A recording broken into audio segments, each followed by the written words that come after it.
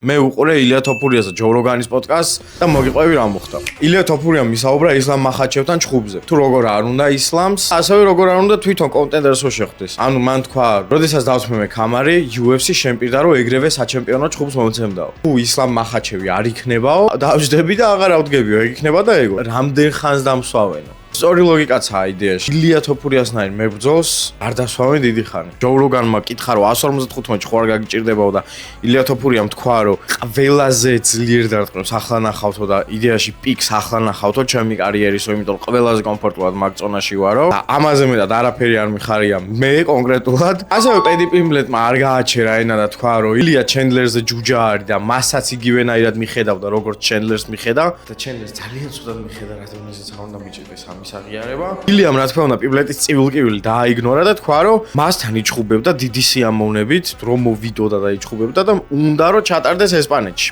ბერნაბეუ სტადიონზე, იმიტომ რომ დენა ვაიტს არ ევასებაო სტადიონებიო, მაგრამ ეს ერთადერთი სტადიონია, რომლის სახურავიც იხურებაო, 80,000 კაცს დაიტევსო, მე გავავსებ სტადიონსო და პედი პიმბლეტის გავავსებს. თუმეტეს ჩვენთვისაც ქართველებისთვისაც უფრო ადვილი იქნება იქ მისვლა ვიდრე ამერიკაში. ხო? ლოგიკურია. საბოლოო არის ჩემი ფავორიტი, რაც თქვა. Mighty Mouse-ზე კითხა ჯო როგანმა, რას ფიქრობოდა? I never was a big fan of him. No? No. You call yourself a Mickey Mouse? Mighty Mouse. So I always thought that he was a Mickey Mouse.